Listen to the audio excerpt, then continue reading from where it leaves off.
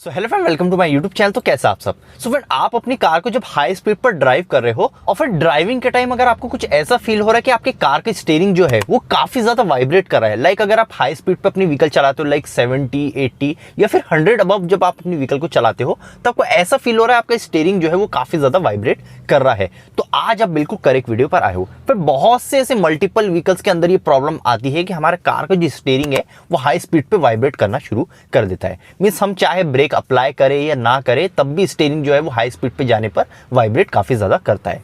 तो आखिर एक्चुअल में हमारे व्हीकल के अंदर प्रॉब्लम क्या है, किस वजह से स्टीयरिंग जो है वो वाइब्रेट कर रहा है, इससे रिलेटेड सारी इंफॉर्मेशन इस वीडियोस के अंदर आपसे मैं शेयर करने वाला हूं और सारा रीजन बताने वाला हूं कि ये प्रॉब्लम आपकी व्हीकल के अंदर क्यों आ रही है और आपको किस तरह से इसे रिजॉल्व करना है। तो फिर रिक्वेस्ट करूंगा ये वीडियो स्टार्टिंग से लेकर एंड तक जरूर देखना, जिससे आपको सारी इंफॉर्मेशन डीप में और डिटेल में मिल सके। सो फिर मैं हूं आपका दोस्त, आपका होस्ट अमान। बिना टाइम वेस्ट आज का वीडियो स्टार्ट करते हैं। अब फ्रेंड, बहुत सी ऐसी व्हीकल्स होती है जिसमें ये प्रॉब्लम हमें देखने को मिलती है। जनरली इसे एक तरह से अगर टेक्निकली बात मैं करूं तो स्टीयरिंग वॉबलिंग भी इसे कहा जाता है। अब फ्रेंड, इस चीज के भी मल्टीपल रीजन होते हैं जिस वजह से ये चीज होती है। सबसे पहला जो रीजन आता है फ्रेंड जिस वजह से स्टीयरिंग वॉबलिंग या फिर वाइब्रेशन होता है वो आ जाती है आपकी कार की व्हील बैलेंसिंग। अब कभी भी आपको ये इश्यू देखने को मिलता है तो आप समझ जाओ आपकी कार की जो व्हील बैलेंसिंग है वो कहीं ना कहीं खराब है या फिर काफी लंबी टाइम से आपने अपने कार का व्हील बैलेंसिंग नहीं कराया हो, क्योंकि व्हील बैलेंसिंग के वजह से ये स्टीयरिंग वॉबलिंग का इशू हमें देखने को मिलता है। तो सबसे पहला रीजन तो यही है कि आपको व्हील बैलेंसिंग आपकी कार का चेक करना है। कभी भी वॉबलिंग का इशू आता है हाई स्पीड पर व्हीकल आप चला रहे हो, चाहे हाईवेज पे चलाओ या नॉर्मल रोड पे भी आप चलाओ, तो स्टीयरिंग अचानक से वाइब्रेट करना शुरू कर देता है जैसी व्हीकल हाई स्पीड में जाती है। तो आप समझ जाओ बैलेंसिंग आपकी कार की आउट है और आपको व्हील बैलेंसिंग कराना जरूरी है। यह सबसे मोस्ट कॉमन रीजन होता है। बहुत छोटी सी चीज है कार का व्हील बैलेंसिंग, लेकिन उस वजह से ये इशू हमें देखने को मिलता है। अगर वो आउट है तो व्हील बैलेंसिंग आपको प्रॉपर करवाना जरूरी है। व्हील बैलेंसिंग जैसे ही आप कराओगे तो आपकी प्रॉब्लम जो है स्टीयरिंग वॉबलिंग की, स्टीयरिंग वाइब्रेशन की, वो रिमूव हो जाएंगी। इसके बाद सेकंड रीजन आ जाता है आपकी कार का व्हील अलाइनमेंट।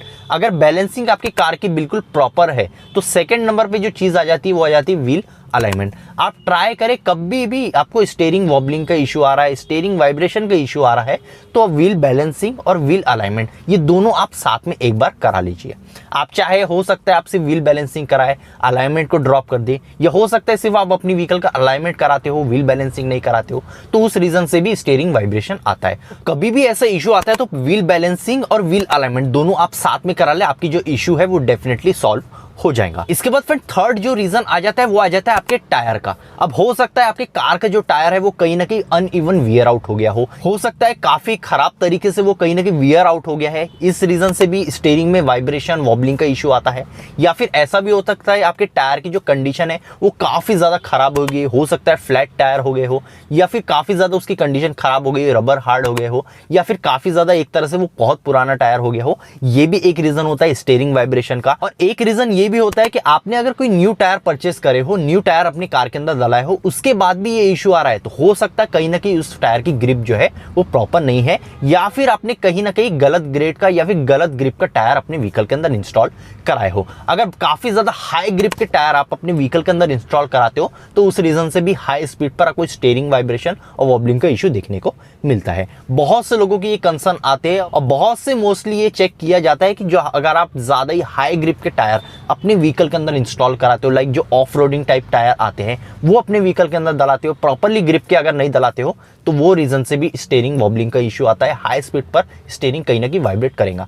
फिर चाहे आपने अपने कार का आप अलाइनमेंट करा ले, बैलेंसिंग करा ले, तब भी वो इशू कहीं ना कहीं माइनर रहता ही रहता है। तो टायर की ग्रिप भी आपको चेक करना जरूरी है कि जो टायर आपने न्यू परचेस किए हो उसकी ग्रिप कहीं अनइवन तो नहीं है, या फिर काफी हाई ग्रिप ऑफ टायर तो वो तो नहीं है। तो ये चीज भी आपको मोस्ट कॉमनली चेक करना जरूरी है। ये भी एक रीजन होता है जिससे स्टीयरिंग वाइब्रेशन और वॉबलिंग होती है। इसके बाद फिर फोर्थ रीजन आ जाता है आपकी कार का व्हील बेरिंग।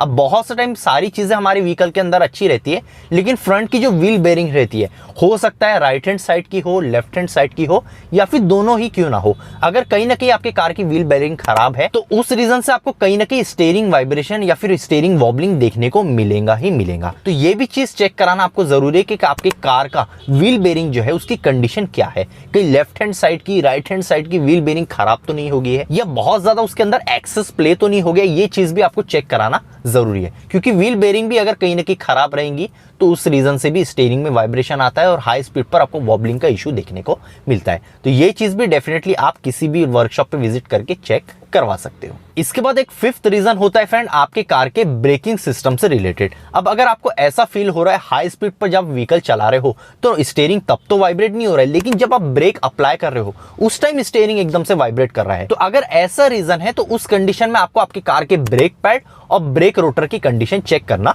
जरूरी है। लाइक आपका जो कार का ब्रेक पैड होता है उसकी कंडीशन आप चेक करो। ऐसे रीजन में अगर ब्रेक मारने पर स्टीयरिंग वाइब्रेट कर रहा है तो उस कंडीशन में ब्रेक पैड आपको चेक करना जरूरी है। और जो ब्रेक डिस्क होती है उसे भी आपको चेक करवाना जरूरी है। कहीं ब्रेक पैड का मटेरियल बहुत ज्यादा कम तो नहीं हो गया, वियर आउट तो नहीं हो गया, या फिर ब्रेक डिस्क जो है उसके ऊपर कहीं ना कहीं बहुत ज्यादा डीप लाइनिंग तो नहीं आ गई है। ये चीज आपको चेक कराना जरूरी है। इसके बाद 6 नंबर का जो रीजन होता है वो हो जाता है आपके सस्पेंशन रिलेटेड पार्ट्स। अब हो सकता है सारी चीजें आपने चेक कराए हो, आपका अलाइनमेंट प्रॉपर हो, बैलेंसिंग प्रॉपर हो, व्हील बेरिंग भी आपकी अच्छी हो, टायर भी बिल्कुल प्रॉपर हो, लेकिन एक जो रीजन रह जाता है वो आ जाता है आपकी कार के सस्पेंशन का। अब सारी चीजें सही होने के बाद भी अगर आपके कार के सस्पेंशन में कहीं ना कुछ प्रॉब्लम है तो उस रीजन से भी हाई स्पीड पर आपको स्टीयरिंग वाइब्रेशन देखने को मिलता है। हो सकता है आपके कार के जो फ्रंट शॉकअप है, डैम्पर जिसे हम कहते हैं, वो कहीं ना कहीं लीकेज हो, खराब हो, कॉइल स्प्रिंग के अंदर कहीं ना कहीं प्रॉब्लम हो, हमारे कार के जो लोअर आर्म रहते हैं हो सकता है उसकी बुशिंग कहीं ना कहीं हार्ड हो गई हो, या फिर सस्पेंशन रिलेटेड जितनी भी बुशिंग्स रहती है उसमें हो सकता है बहुत ज्यादा एक्सेस प्ले आ गया हो। ये भी एक रीजन होता है जिस वजह से स्टीयरिंग में वाइब्रेशन आता है। आप नॉर्मली कभी आप ड्राइव कर रहे हो, अगर आप हाई स्पीड पे कभी ड्राइव कर रहे हो तो स्टीयरिंग में आपको वाइब्रेशन देखने को मिलता है या फिर स्टीयरिंग वॉबलिंग आपको देखने को मिलती है। तो सस्पेंशन रिलेटेड भी आपको सारे पार्ट चेक करना जरूरी है। जितने भी रबर के सस्पेंशन पार्ट रहते हैं, बुशिंग्स रहती है, उसका कहीं ना कहीं रबर हार्ड तो नहीं हो गया, कट तो नहीं गया है, या फिर बहुत ज्यादा एक्सेस प्ले तो नहीं आ गया है। ये चीज भी आपको चेक करवाना जरूरी है।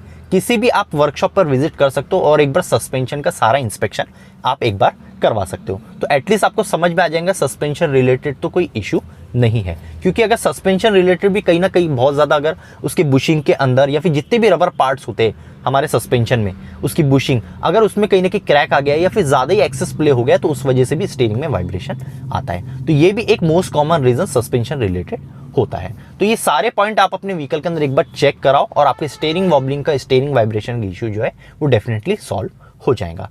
बट मोस्ट कॉमन अगर देखा जाए तो व्हील बैलेंसिंग कराने पर ही आपका इशू सॉल्व हो जाता है। मोस्टली देखा जाता है कि व्हील बैलेंसिंग के आउट होने की वजह से ही स्टीयरिंग वॉबलिंग होती है। तो व्हील बैलेंसिंग करा लो, आपका इशू उसमें ही सॉल्व हो जाएगा। तो फ्रेंड अगर इस वीडियो से रिलेटेड आपकी कोई भी डाउट रह जाते हैं या फिर अगर आपके कोई क्वेश्चन है तो आप कमेंट सेक्शन में पूछ सकते हो, मैं जल्द से जल्द आप सभी को रिप्लाई देता हूं। सो फ्रेंड आज के लिए इतना ही, मतलब नेक्स्ट वीडियो में, जब तक के लिए गुड बाय।